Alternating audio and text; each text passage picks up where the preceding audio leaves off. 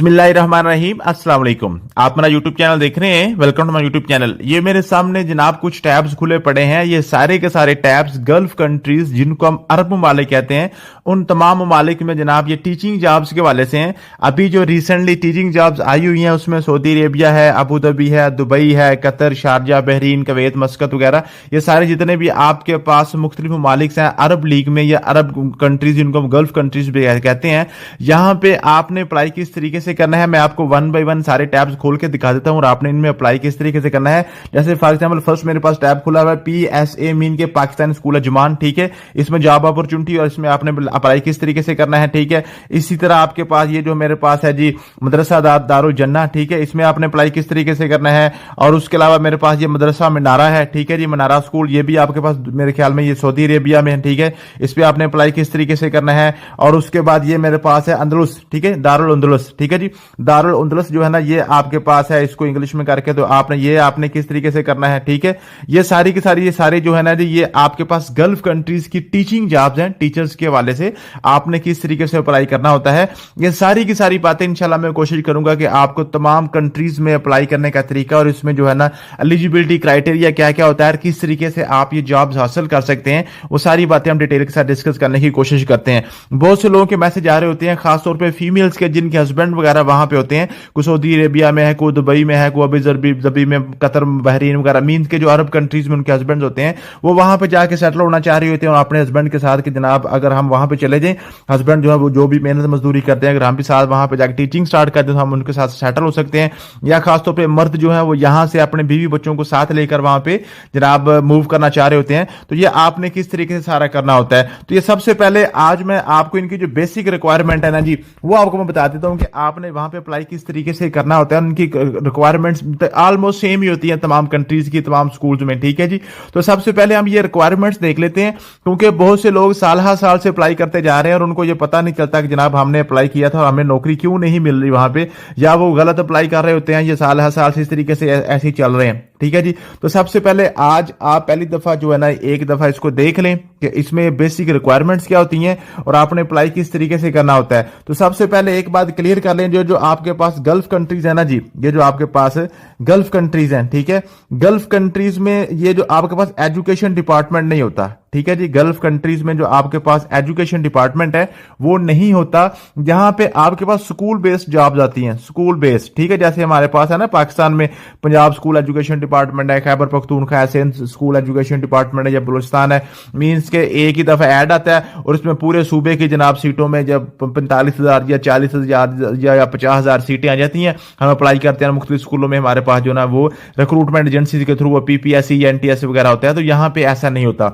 Gulf countries में आपके पास school based आपने अप्लाई करना होता है, हर स्कूल की अलग-अलग सीट होती है। अब देखें इतने ज्यादा ममालिक हैं और इतने ज्यादा स्कूल वहां पे होंगे हजारों की तादाद में, तो अब हर स्कूल की हर रोज तो आप वैकेंसी नहीं देख सकते हैं, ठीक है। इसके लिए फिर आपको कुछ पेजेस वगैरह जनाब वो आपको ज्वाइन करना पड़ते हैं, ठीक है। अगर आप हमारा व्हाट्सएप चैनल ज्वाइन करना चाह रहे हैं तो व्हाट्सएप चैनल जो हमारा फ्री व्हाट्सएप चैनल है उसी का लिंक इसी वीडियो की डिस्क्रिप्शन में मौजूद है, इसी वीडियो की डिस्क्रिप्शन में मौजूद है, वहां से आप व्हाट्सएप चैनल फॉलो कर सकते हैं। हम भी कोशिश करते हैं कि आपको मैक्सिमम जो ना वो इन्फॉर्मेशन दे सके, ठीक है।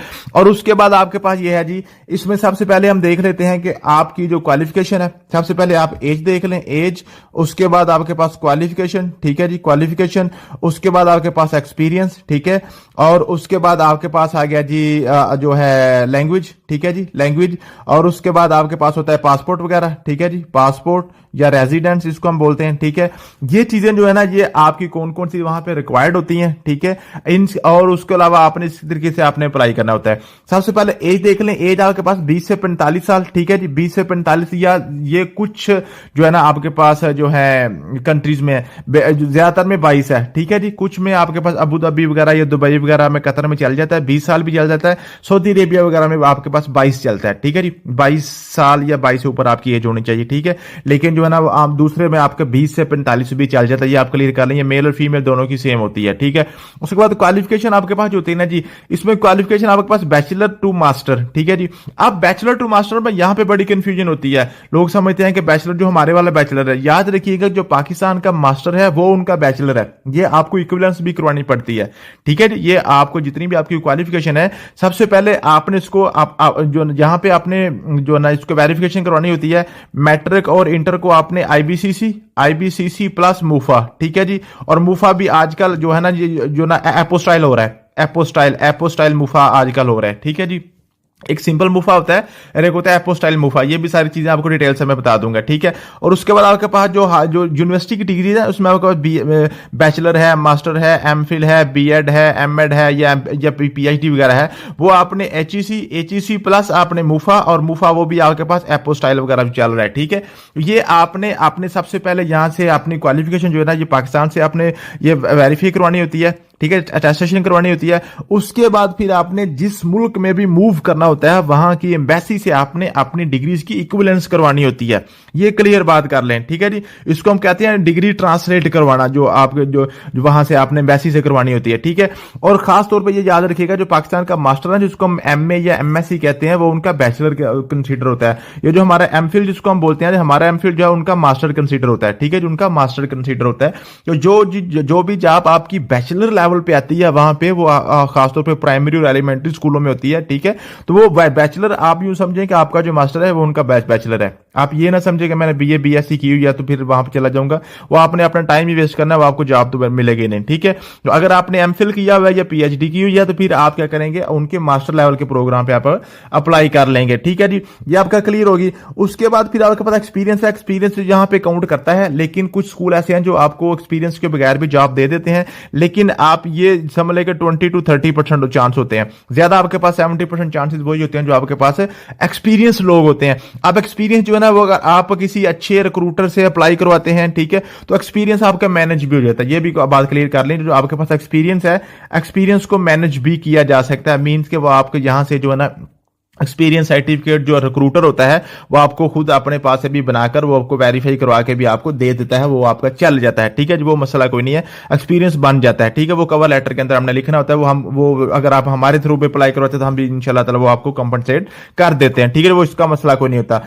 उसके बाद आपके पास है पासपोर्ट अगर तो आप कमिटेड हैं कि आपने जाना ही जाना है तो फिर आपको चाहिए कि आप पासपोर्ट बनवा लें, आप अपना पासपोर्ट बनवा लें। ठीक है जी, अगर आप, लेकिन ये अप्लाई के वक्त जरूरत नहीं होती है पासपोर्ट की, लेकिन जब आपने ट्रैवल करना है तो फिर आपको पासपोर्ट की जरूरत पड़ती है। तो इससे बेहतर है कि जब आप कमिटेड है, आपने फुल इरादा कर लिया कि पाकिस्तान में अपने नहीं रहना, आपने अब्रॉड ही जाके टीचिंग करनी है, तो फिर आप अपना पासपोर्ट बनवा लें। पासपोर्ट अगर बना होता है तो फिर वो उसकी प्लस पॉइंट्स आपके पास होते हैं। ठीक है जी, तो ये आपके पास हो गया जी, सबसे पहले बात क्लियर होगी। और ये जो सारी बातें जो मैंने आपको ऊपर बताई हैं, ये सारी की सारी बातों का जनाब टोटल जो इसका जो डिपेंड कर रहे होते हैं वो आपके पास सीवी प्लस कवर लेटर पे आपके पास ये डिपेंड कर रहा होता है। ठीक है जी, CV plus cover letter mean के ये जो सारी चीजें जो है ना आपने अपनी सीवी और कवर लेटर के अंदर ही इनको आपने मेंशन करना होता है। अब जो आपके पास सीवी है, सीवी खास तौर पे आपने एटीएस फ्रेंडली बनानी होती है।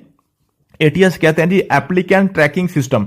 एप्लीकेंट ट्रैकिंग सिस्टम ये आप गूगल से भी इसको गूगल भी कर सकते हैं, वहां से आप अपनी सीवी चेक भी करवा सकते हैं। जो भी आप सीवी आपने बनाई हुई है या आपने किसी से बनवाई हुई है तो आप एटीएस की वेबसाइट पे आप इसको अपलोड करके आप चेक कर सकते हैं कि आपकी सीवी जो है इंटरनेशनल स्टैंडर्ड की है कि नहीं। उसके बाद फिर आपका कवर लेटर होता है। कवर लेटर जो है वो भी आपका हर जॉब और हर कंट्री के अकॉर्डिंग बनता है। ठीक है जी, आपने अपनी जिस भी जॉब पे आपने अप्लाई करना होता है, आमतौर पर लोगों ने क्या होता है कि आपने एक ही सीवी बनाई हुई है, एक ही सीवी जनाब आपने पक्की रखी हुई है। ठीक है, वो हर जगह वही सीवी आप ठोक रहे होते हैं। ठीक है, तो वो ऐसे फिर आपकी जॉब नहीं हो सकती। ठीक है, तो आपने हर जॉब और हर कंट्री के वाले से आपने सीवी में उसमें आपकी अपडेशन होती है। सीवी और कवर लेटर में वो आपने एटीएस फ्रेंडली, अगर आप यूरोप में कर रहे हैं तो फिर यूरोपास आपने बनवानी होती है।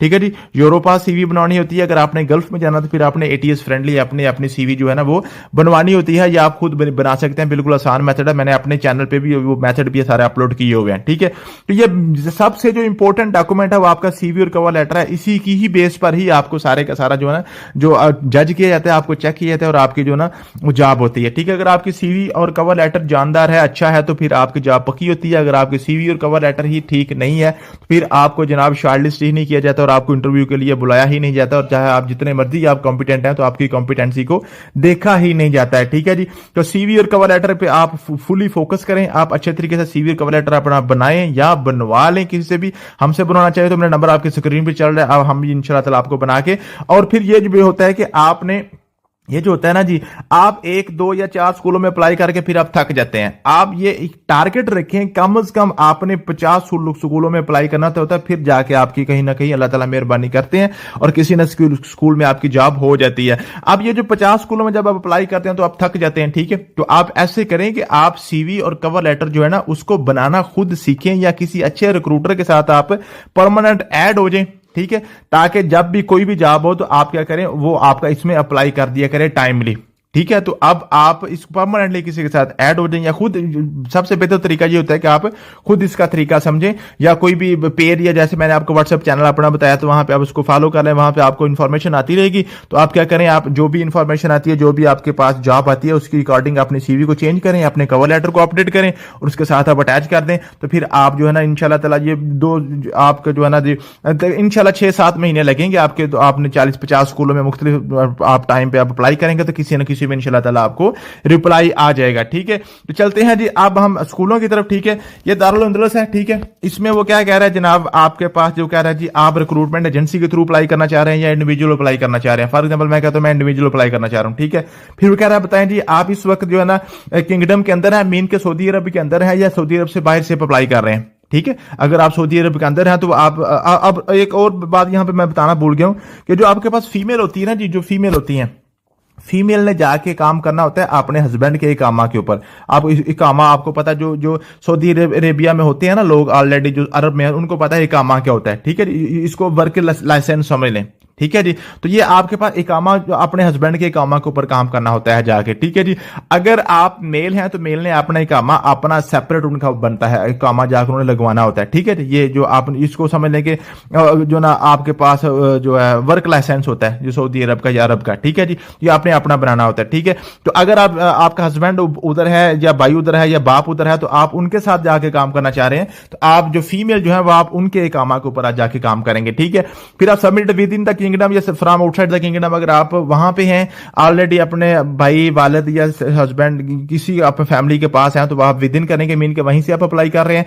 अगर आप बाहर से हैं तो आप आउटसाइड अप्लाई करेंगे, ठीक है जी। यहां पे आप क्लिक करेंगे, फिर यहां पे आपका बेसिक डेटा आ जाएगा, ठीक है। पर्सनल डेटा आपके पास आ जाएगा जी। सारा करने के बाद फिर आपने यहां पे आपने क्या करना होता है जी, ये आपने अपने सीवी वगैरह अपलोड करनी होती है, ठीक है जी। सीवी और आपने कवर लेटर आपने यहां पे अपना अपलोड करना होता है। तो यहां से फिर आपका इस तरीके से अंदलस में अप्लाई हो जाएगा। इस तरीके से आपको मैं दूसरी भी आपको दिखा दूं, ये आपके पास फॉर एग्जांपल ये आपके पास पीएसए का, ठीक है जी, पाकिस्तान स्कूल इन जो अजमान है, ठीक है। तो ये सिलेक्ट रोल करें, यहां पे आपके पास एचआर असिस्टेंट है, सुपरिटेंडेंट है, मोंटेसोरी सेक्शन हेड है, पीटीआई है, पाकिस्तान स्टडी टीचर है, फिजिक्स टीचर है, प्रिंसिपल है, साइंस टीचर है, सेक्शन हेड है, मैथमेटिक्स टीचर है, सुपरवाइजर है, टीचर असिस्टेंट है, Urdu teacher, vice principal, academic coordinator, social studies teacher, mean काफी ज्यादा टीचर्स की बायोलॉजी है, अरबिक टीचर वगैरह, ठीक है। जिसमें आप अप्लाई करना चाह रहे हैं वो उसको आप सेलेक्ट करेंगे, ठीक है। सेलेक्ट करने के बाद फिर आप अप्लाई नो पे क्लिक करेंगे। जैसे अप्लाई नो पे क्लिक करेंगे आपके पास डिटेल आपसे मांग लेगा, ठीक है। डिटेल मांगने के बाद फिर आप नेक्स्ट करेंगे, ठीक है। नेक्स्ट करने के बाद फिर आपने ये अपने नाम वगैरह, ईमेल वगैरह, ये बिल्कुल आसान होता है।